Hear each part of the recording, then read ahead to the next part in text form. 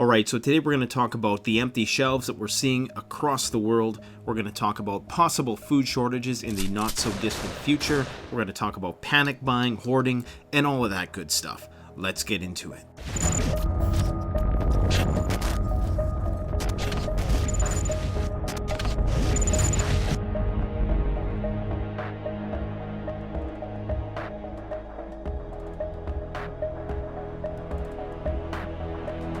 So I take a lot of issue with the term panic buying, simply because it implies that a person's desire to self-preserve is an implication that they're somehow mentally unstable. The word panic, of course, is associated with anxiety, and if you're anxious, you must be mentally unwell. This is a familiar stigma that preppers can relate to, because they call you crazy if you prep before the crisis, and they call you crazy if you're trying to prep during the crisis.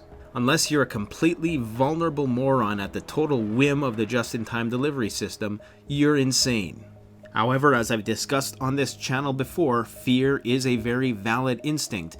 Not only that, fear is what marketers use to sell people all sorts of stuff that they don't need, including billions of dollars in cosmetics and every other material possession that people buy simply for vanity purposes to make up for some insecurity or low self-esteem. But that is not the issue here. The issue here is terming people mentally ill for a lack of confidence in the supply chain in these precarious times in which governments around the world are taking unprecedented measures to lock down the entire planet, something never before done in history. And people have the audacity to minimize people's very legitimate concerns about the inability of the supply chain to keep up if this goes really badly, which it very well could. You will now see the scapegoating of anybody who takes more than their socially acceptable ration of food, their weekly ration of food. They will be scapegoated for the inefficiency of our just-in-time delivery system that operates on very narrow margins and an equally narrow margin of error. We will blame the inadequacy of this system to meet our needs in times of crisis on these poor schmoes just trying to ensure that their family can eat for a month if the supply chain is compromised due to half the population being unfit for labor and nobody harvesting the crops. Yes, the same complacent population who insisted that preppers were crazy for doing this beforehand are now going to say that everybody who goes and tries to self-preserve is crazy too. You can't make this stuff up. The truth is, this is a systemic problem, and the individual who is trying to self-preserve is not to blame. As a supplier of all manner of emergency preparedness products, I can tell you that orders are backordered into the summer already, and this is only just beginning. The United States government is already threatening manufacturers and wholesalers who don't comply with their demand for personal protective equipment and probably any other commodity which is deemed essential along the way, that if they don't play ball, they are going to either confiscate it or force those companies to play ball. That is not a good sign to any astute consumer who might find themselves loading up on toilet paper to last the next 3 to 6 months. So the first thing we should ask is, why are people panic buying in the first place? Obviously, they're concerned about potential shortages in the future. And for good reason, because you see the business of extracting raw materials, of processing animals, of harvesting crops, of manufacturing those things, of making packaging and sending it out to distributors, and those distributors sending it out to retailers. All of those things are compromised by the situation that we're in right now. All of these social distancing measures, lockdowns, border closures, travel restrictions, labor shortages, increases in shipping costs, production costs, the price of raw materials, all of these things make it far more likely that we will indeed see food shortages in the future if this continues on the exponential trajectory that it's on right now. Now, hopefully the lockdowns work to curtail the existential spread, and what's perceived to be an overreaction by some people actually has the effect of flattening the curve. But you really can't blame people, Americans and Canadians in particular, whose governments in the initial phases of this outbreak assured us with a high degree of certainty that this would never evolve into a major problem here. In fact, the Canadian Health Minister, who for months was on here saying that this is not a problem and that people should not be worried about it and that we don't have to restrict flights coming in from other countries, is now pushing for a nationwide lockdown and criminal penalties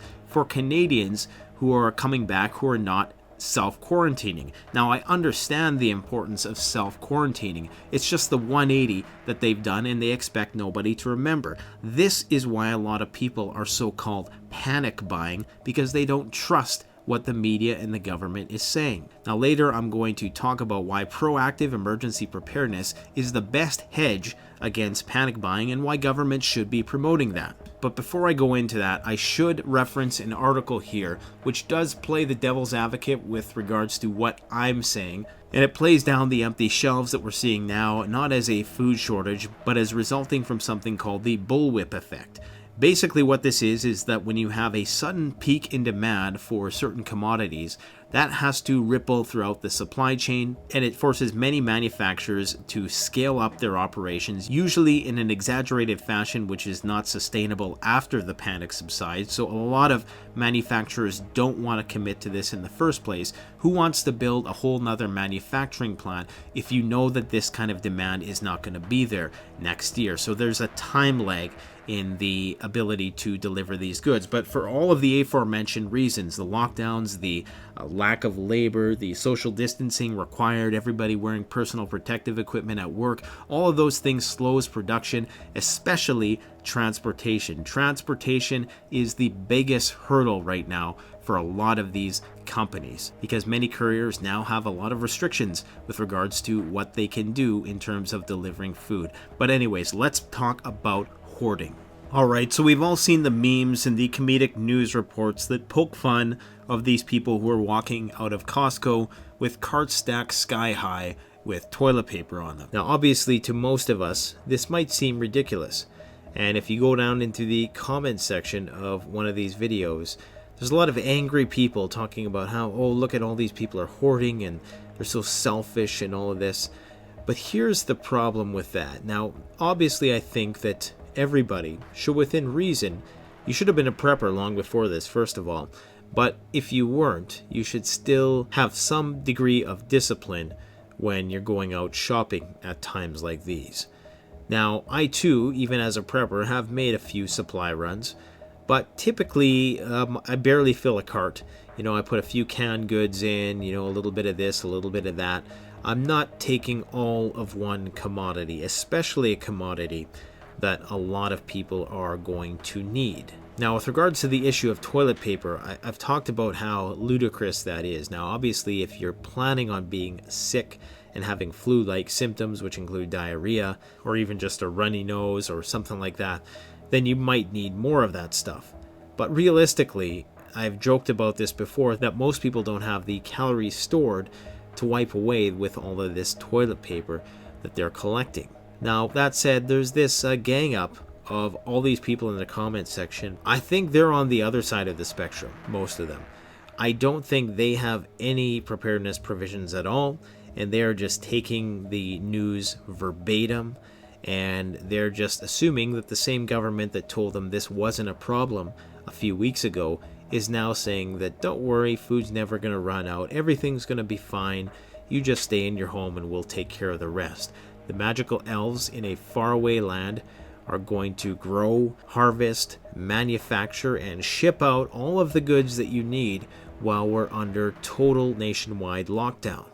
That's what they want to believe. And these are the same people, and dare I say, definitely generations that are beneath the millennial generation, who spend the majority of their time playing video games and watching a lot of the mindless trending crap here on this great platform, which we've all come to rely on for information. So while it's become somewhat of a meme to attack people who are stockpiling toilet paper, I don't think that necessarily makes you superior in any way, shape, or form, especially if you have no provisions whatsoever, and you're upset that at least those people were proactive enough to go and get while the getting was good. And don't believe this idea that just because 5% of the population goes and buys a bit more toilet paper, that is going to be the cause of the supply shortage. That is a huge load of crap. That is the scapegoat that they want people to use. They want people to think that it was these people who went and tried to stock up for, a month even. And really, you can't fit a month's worth of food in a grocery cart anyways if you tried nowadays. So they want people to point the fingers at them instead of the system's inability to simply support their lifestyle beyond the just-in-time delivery system. The truth of the matter is that any significant food shortages, I'm talking significant ones. I'm not talking about you have to wait till tomorrow before the shelves are restocked. I'm talking about the food is not going to be coming for a couple weeks to a month, and the military is handing out military rations. If you think 5% of the population going and filling up a cart or two is what is going to cause the shortage of supplies that are obviously due to the fact that the nation is in lockdown, that seeds aren't being sown, that farmers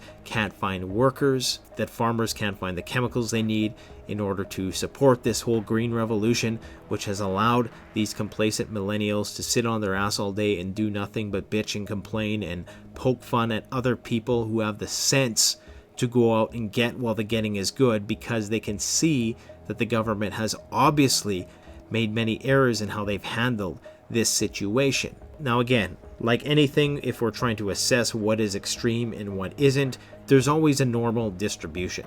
So obviously, if you're walking out of Costco with 10 packages of 48 rolls of toilet paper, obviously that's excessive. However, a lot of people in these videos that people are poking fun at, they're walking out with maybe a couple 48 packs of toilet paper. Nothing really all too serious that in normal times you wouldn't even bat an eye at. Some people will say, well, yeah, these aren't normal times. And yeah, they aren't normal times. Like I've said before, this is a game of musical chairs. Civilization and the collapse of it is a game of musical chairs. Somebody's probably going to get cut out. Now, I'm not saying that you can't go and help out your fellow man, and I don't think that you should be hoarding certain things which may actually help people, like diapers and certain types of over-the-counter medication and things of that nature. Just take what you reasonably think you might need for a 2 to 3 month scenario. Now myself, as a prepper, I've long since had a 6 month to a year supply of food on hand at all times. And as such, my accumulation over the years hasn't been enough to overwhelm the just-in-time delivery system. But for all of these people who are calling it hoarding, which is a clinical disorder, according to the Diagnostic Statistical Manual of Mental Illness, it is technically a disorder. And if anybody's ever seen the show Hoarders, comparing that level of OCD-fueled accumulation of stuff you don't need to a person stockpiling things that they actually need, saying that those things are the same thing is stupid. And a lot of these people in here who are talking about, oh look, they're so selfish, as if all of these virtue signaling people in the comment section are that much more sanctimonious, that they don't just walk by the guy who's begging for money on the street every day, that they all go and do volunteer work at their local church. Of course they're not. Most of them are probably young kids who've never done a selfless thing in their lives, but they like to justify their predicament of being unprepared as being everybody else's fault and not their own. This is the problem with our society today. People not taking responsibility for their own actions. If you have a problem with somebody going out and buying a month's worth of toilet paper, get off your ass and go and do it yourself. You have every right and freedom to do so. And if you want to go and donate that toilet paper to people who might not have it, then that's your prerogative. But we live in a free society, and just because somebody goes and tries to look out for their family and perhaps their extended family in times of crisis, that you would call them selfish for doing that. You don't know if they have kids at home or if they have elderly who they're caring for or sick people at home. You have no idea what their situation is. And so for you to make those types of insinuations that they are just selfish people looking out for themselves, I think that people who say that kind of stuff are really projecting, and they're trying to rationalize the fact that they aren't prepared, they were lazy, they listened to the government when they probably should have thought for themselves, And quite frankly, I have very little pity for people like that. Now, I too share the disdain for people who go and stockpile a bunch of stuff just so they can go and resell it on Amazon or something like that. But with regards to that, the free market has set those people straight.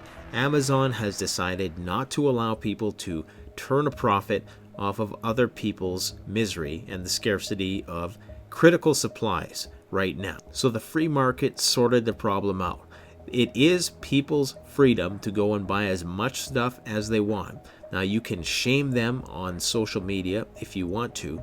But again, to me, this is more to do with some kind of projection that you are insecure about your own situation, so you need to justify your position by shaming somebody else. Now, that may not always be the case. Some people may rightly deserve it. Some people may go a little too far and take a little bit too much. But one of the problems I have is that if the government truly wanted to promote preparedness, they could. They have the kind of pull that they could make emergency preparedness a part of every school curriculum, and they could encourage every family to have an additional 2 weeks worth of food.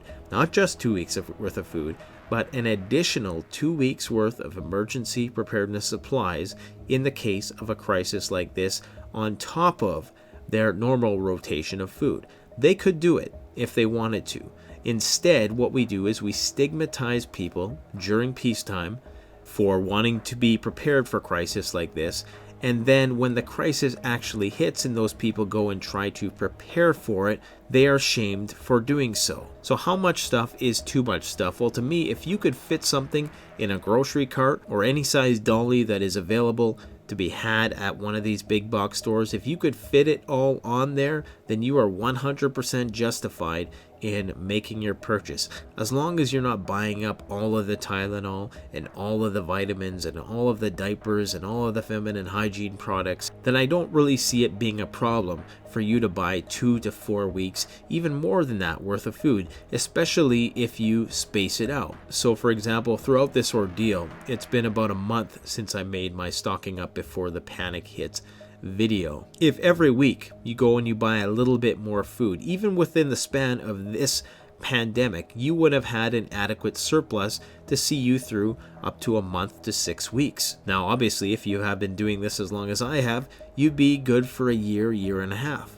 But we can't scapegoat last-minute shoppers for the faults and the shortcomings of the just-in-time delivery system and our culture's own shaming and stigma of those who try to prepare during peacetime. Maybe you agree, maybe you disagree. Let me know all about it in the comments section below. Thanks for watching. Don't forget to like, comment, subscribe if you enjoyed the video. Canadian Prepper out.